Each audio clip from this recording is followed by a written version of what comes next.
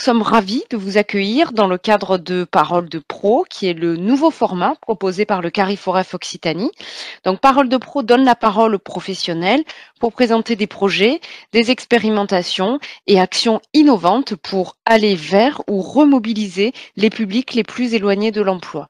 Cette collection de visioconférences flash, donc pas plus de 30 minutes, permet de découvrir des initiatives innovantes et des bonnes pratiques menées en Occitanie et on l'espère de proposer un autre regard sur vos pratiques.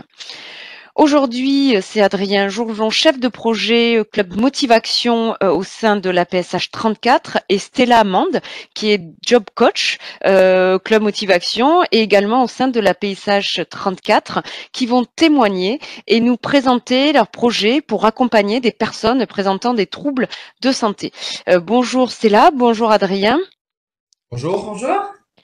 Alors, avant de rentrer dans le vif du sujet, pouvez-nous en quelques mots vous présenter la structure et le projet que vous allez après présenter dans le détail.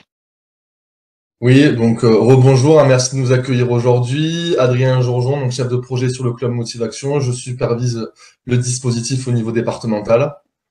Et du coup, Stella Amande, je suis job coach sur le Club Motivation de Montpellier Métropole. Le Club Motivation, du coup, c'est un dispositif qui est porté par l'APSH 34. L'APSH 34, c'est l'association pour personnes en situation de handicap de l'Hérault, donc une association loi 1901 qui a été créée en 1973 et qui a toujours été engagée et qui s'engage encore en faveur des personnes en situation de handicap mental et psychique sur le département pour leur apporter l'accueil, l'accompagnement, le soin, un épanouissement social, éducatif, professionnel dont ces personnes ont besoin. C'est une entreprise en fait de l'économie sociale et solidaire et qui compte sur le département près de 31 établissements et services, 800 salariés environ, qui accompagnent chaque jour dans leur singularité près de 6000 personnes. Le Club Motivation, donc on est là pour ça aujourd'hui, pour vous présenter un peu plus finement cette action innovante. Elle est portée par la PSH 34 dans le cadre d'un consortium avec 2 acteurs connus et reconnus sur le département de l'Hérault dans les champs d'insertion sociale et professionnelle, l'association de prévention spécialisée de l'Hérault, APS 34, et Capacité, qui est un centre de formation préqualifiant à destination de jeunes adultes en situation de handicap basé à Montpellier. Le Club Motivation, il est financé par le ministère du Travail dans le cadre du plan d'investissement dans les compétences. Pour le dire rapidement et en quelques mots, le Club Motivation, l'objectif, c'est de mettre en activité au sens large PMSMP, bénévolat, service civique, emploi, formation, toutes les personnes qui sont confrontées à des problématiques de santé limitantes, que celles-ci soient reconnues ou non au niveau administratif comme un handicap. Donc c'est une des premières plus-values de l'action, on l'abordera davantage dans le détail tout à l'heure. Donc c'est un accompagnement pour toutes ces personnes-là, âgées de 16 à 62 ans sur une temporalité de 15 mois. En autre plus-value qui me semble important de souligner au préalable, la méthodologie d'accompagnement qui est proposée par les job coachs. Les job coachs, ce sont ces personnes, ces professionnels qui sont en charge d'accompagner les bénéficiaires en allant à leur rencontre. Donc, être en mesure de proposer un entretien à la terrasse d'un café, dans un parc, dans leur lieu de vie, en fait, de trouver un endroit sécurisant et ensuite valoriser d'emblée le comportement en direction de l'emploi. L'objectif du Club Motivation, c'est de mettre en activité coûte que coûte une personne. La levée des freins sociaux, médico-sociaux, elle intervient en parallèle ou dans un second temps. On part vraiment du postulat que pour qu'une personne soit incluse dans la société, il faut qu'elle soit active. Et enfin, dernière plus-value, cette action, le Club Motivation a démarré en août 2020 avec une fin prévisionnelle au 31 juillet 2023. Donc, elle s'ancre autour d'une démarche d'expérimentation qui vise à essaimer le dispositif sur d'autres territoires ou au niveau national au 31 juillet 2023 justement. Donc pour ce faire, la PSH 34 salarie 2 chercheurs. On travaille en étroite collaboration avec l'université Paul Valéry de Montpellier justement pour essaimer ce dispositif et éventuellement l'adapter le cas échéant. Est-ce que vous pouvez nous donner des précisions sur les publics accompagnés? Qui sont-ils? Alors le public accompagné, ce sont toutes les personnes en situation de handicap au sens de la loi de 2005, la grande loi handicap justement qui définit le handicap comme une limitation à un projet de vie en raison d'une altération de santé, durable ou définitive, mais c'est vraiment cette notion qui est prise en compte dans le cadre du Club Motivation, donc la limitation à un projet de vie. Autrement dit, une situation de handicap reconnue ou non. Le club motivation cible particulièrement les jeunes, hein, à hauteur de 50%. Plus globalement, le public qui réside dans des territoires socialement défavorisés, les quartiers prioritaires de la ville, les quartiers de reconquête républicaine, par exemple, ou dans les zones rurales enclavées, ce qu'on appelle, nous, les zones de revitalisation rurale. Plus globalement, le club motivation, le public sourcé, c'est un public peu qualifié et en grande difficulté d'insertion sociale et professionnelle. Pour expliciter tout ça, donc un public avec un niveau infra-bac, qui perçoit les minima sociaux et qui rentre dans la catégorie chômeur longue ou très longue durée. Alors, entrons dans le vif du sujet. Est-ce que vous pouvez nous présenter quel type d'actions innovantes sont mises en œuvre justement dans le cadre de cet accompagnement de ce projet et nous dire avec des exemples terrain comment ça se passe concrètement? Alors concrètement, sur déjà le sourcing, l'idée c'est de pouvoir aller vers des personnes qui donc ont des difficultés de santé, mais pas forcément repérées, ou en tout cas officiellement repérées comme un handicap. Donc on a une première étape pour ces personnes-là, qui est un accueil par notre psychologue du travail, qui va faire un premier bilan en fait des limitations, en tout cas des freins de la personne. C'est vraiment la personne qui va pouvoir, elle, exprimer ses difficultés, son parcours et voilà, ses envies et comment elle peut, elle, par rapport à ses difficultés de santé, être soutenue. Et ensuite, on a une logique de rétablissement, c'est-à-dire qu'on a un accompagnement qui est basé sur la méthode IPS, qui est une méthode donc de rétablissement où on va partir des envies de la personne, de ses rêves, de son parcours et de son idéal, pour ensuite se mettre tout de suite en activité. Donc, sur une construction de projet professionnel qui peut passer par d'abord du bénévolat et puis ensuite des stages, de la formation ou des postes en CDD, par exemple, directement pour venir directement se confronter au terrain avec une logique d'apprentissage par l'expérience, en fait, et de construction par leurs propres envies. À partir de là, on est vraiment très en lien avec le terrain, puisque l'idée, c'est de pouvoir, nous, soutenir la personne sur le terrain, en lien avec tous les acteurs, et donc les établissements médico-sociaux pour un côté plutôt social, les services médicaux pour le côté plutôt soins, et toutes les entreprises, du coup, alors du milieu ordinaire, mais aussi du milieu semi-protégé ou protégé. L'objectif du club Motivation, c'est vraiment de construire un maillage territorial cohérent et d'arriver à une collaboration renforcée en fait entre ces trois mondes, hein, le monde de l'entreprise, le monde de l'insertion professionnelle et le monde du social et du médico-social. Pour vous donner un exemple, on a par exemple une personne donc sur du concret, sur un parcours qui donc nous a été orienté par un XAPA, donc qui avait des difficultés plutôt sur le volet addiction, mais qui avait aussi un suivi santé sur des troubles psychiques. Donc c'est une personne qui était très éloignée de l'emploi et qui avait envie de se remettre en dynamique, mais aussi de venir se revaloriser par rapport à un parcours très difficile. C'est une personne qui, du coup, a été accompagnée sur son pouvoir d'agir, donc comment je peux reprendre le pouvoir sur ma vie, sur mes envies, qui, donc, a été accompagnée sur le terrain pour des enquêtes métiers, pour des stages et pour ensuite de l'insertion professionnelle, qui avait envie de reprendre sa vie professionnelle sur un métier d'infirmière. Voilà, et qui du coup a été accompagnée pendant 15 mois. C'est une personne qui aujourd'hui est en CDI, qui a un soin, enfin en tout cas un parcours de soins adapté et stable, et qui n'a plus du tout de consommation. Et pour compléter le propos de Stella, l'objectif aussi du club Motivation, c'est de développer une logique de pair aidance ou de création de collectifs, notamment de travail, puisque l'objectif c'est que les bénéficiaires en fait eux-mêmes soient partie prenante de l'expérimentation. Donc, sur un rythme trimestriel, on met en place ce qu'on appelle un comité des usagers ou un comité des adhérents, donc des bénéficiaires, pour justement avoir un retour d'expérience et pour pouvoir être en mesure d'adapter notre accompagnement au plus près de leurs besoins. Donc aujourd'hui, par exemple, sur l'accompagnement professionnel, il y a aussi, suite à ces comités des adhérents, des retours sur l'accompagnement professionnel et d'insertion pro, mais aussi des envies ou des besoins, notamment au niveau de la sociabilisation, où on a en fait créé des ateliers à leur demande, des ateliers ou des temps d'échange pour que les adhérents puissent aussi se rencontrer entre eux et partager des moments, notamment en lien avec la culture, par exemple. Ou par rapport à leur insertion pro, mais vraiment dans un contexte assez informel et sympathique. Quel est le bilan aujourd'hui que vous pouvez faire du projet?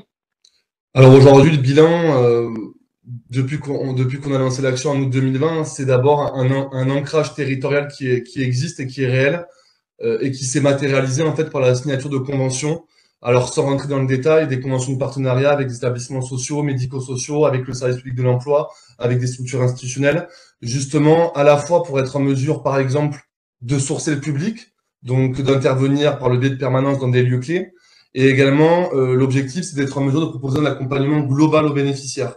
Donc que le job coach ait ce focus insertion et qui puisse s'appuyer sur un partenaire, un réseau clé d'acteurs. Et également des partenariats qui sont développés avec le monde de l'entreprise pour pouvoir être en mesure à la fois de placer le bénéficiaire et ensuite d'assurer une sécurisation du poste. Sur des données davantage quantitatives, aujourd'hui, donc on a identifié sur le Club Motivation près de 850 personnes.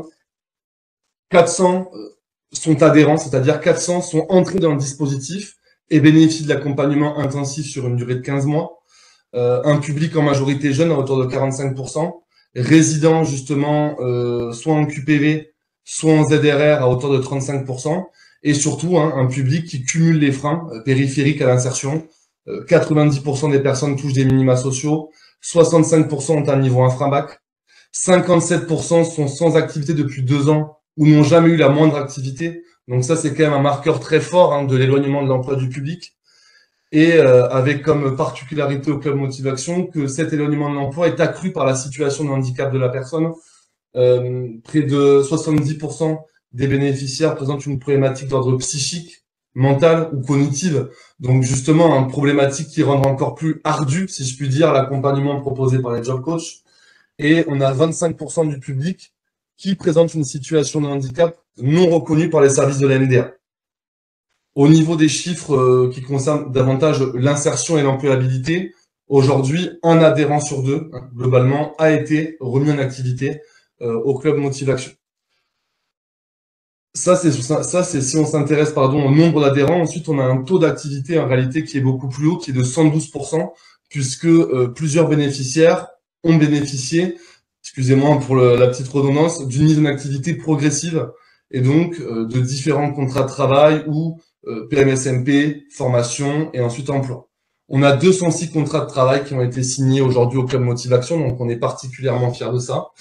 Et je remettais la caméra, excusez-moi. Et on a également un chiffre qui est intéressant, c'est que le temps médian entre le moment où la personne entre au Club Motivation et le moment où elle est mise en activité, il est de 63 jours. Donc ça veut dire que grosso modo, 2 mois après votre entrée au Club Motivation, vous êtes en activité. Sur le volet employeur, on a prospecté plus de 650 entreprises sur l'ensemble du département. Voilà sur le bilan très quantitatif de l'action.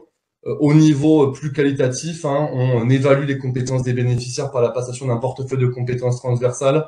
On propose un livret de fin d'accompagnement qu'on remet à la sortie du dispositif aux bénéficiaires pour dresser un point global avec eux sur les actions qui ont été mises en place. Et puis, on participe bien sûr sur le département à diverses actions de rue, des maraudes par exemple, ou des temps de présence sociale avec l'association de prévention spécialisée de l'Hérault, des actions dans des services d'hébergement d'urgence. Voilà, donc l'objectif, c'est vraiment d'être au contact du public cible.